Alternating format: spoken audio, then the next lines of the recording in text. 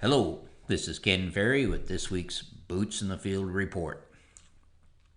Janine and I have been on a bit of a drive about the last 2 weeks, doing farm meetings and traveling just a shade over 3,000 miles. On our eastern swing, we traveled southeast of Indianapolis to do a field day, and then on to London, Ohio, and from there to Seneca, New York, and then back through northern Ohio for a couple of days. On that eastern swing, I saw no areas that were in drought stress and a few areas that had too much rain. Matter of fact, we dealt with rain on most of the events that we were doing out there. I saw a good crop in both corn and beans, all the way to New York and back. The only thing this crop is behind. On every stop, we saw corn at white blister to mid-pollination, meaning they needed another 45 to 60 days to get to black layer. When you push black layer out to mid-late October, GDUs get harder to find, and you can turn 45 to 60 days into 50 to 70 days. Now, almost every stop, I was told of the dry June that they had. I'm sure some of this delayed maturity is due to dry weather and lack of GDUs. But they're further behind than the planting date and the GDUs would warrant. I think we're seeing the after effects of the Canadian smoke delaying this crop. They'll need more rain to finish the crop, but more important, it'll be time and sunshine. The fields that we were in were clean of disease, both corn and beans. We did find tar spot in Defiance County, Ohio, but due to the lateness of their crop, they're just starting to spray their fungicides. We spent a couple days in the fields here in Illinois before we went out to some fields in Iowa. Crops here look good. Most areas have enough moisture to almost finish out the corn crop. We'll need more rain to finish out the beans. We did find more tar spot around the Lovington area, and I'm seeing more and more SDS in these beans. I expect this will increase with this week's heat. More plants that are infected will show it under that heat stress.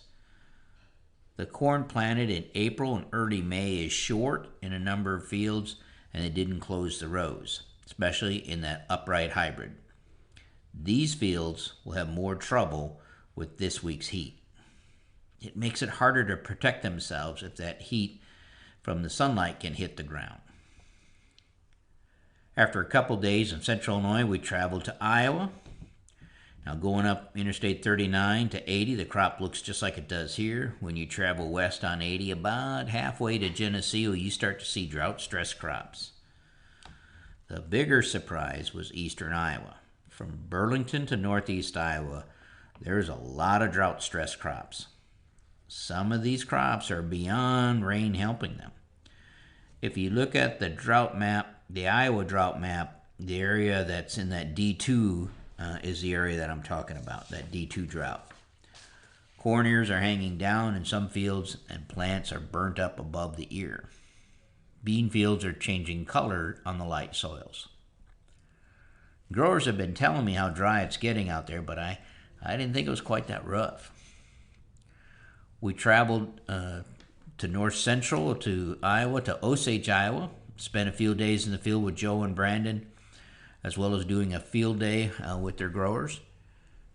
What we saw there was a surprise. We had some of the highest yield checks of the summer in corn. And we did find a tar spot in both Howard and Mitchell County. Growers that we talked to told us that to the west of that area, they had too much rain, and to the north and to the east, they're burning up. While their crops look good, they're going to need more rain to bring it home. One thing noticeable about Iowa compared to other parts of our travel on our crop tour was a noticeable amount of N deficiency at field scales. Not sure what the story is behind that, but it was visible in travel. The other noticeable thing was how stressed some of the beans were behind the high-speed disc.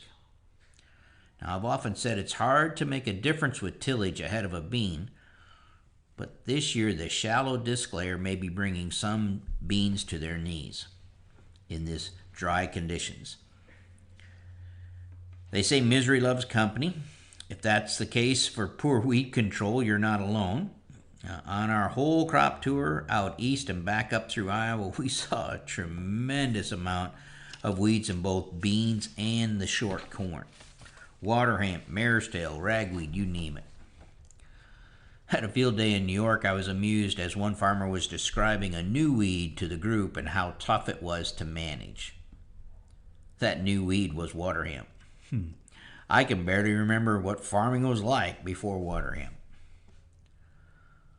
Locally, I think we'll weather the high temps this week because we'll have high humidity and we'll have cool nights. Stressed areas with disease or compaction will be at higher risk of heat damage. While locally estimates aren't as high as some would like, they are a lot higher than most of us thought back in June. Sunshine and another shower or two for the beans and we'll finish strong. To stay up to date, check out our website at croptechinc.com and subscribe to our podcast, Boots in the Field Report. Keep her safe, keep her moving.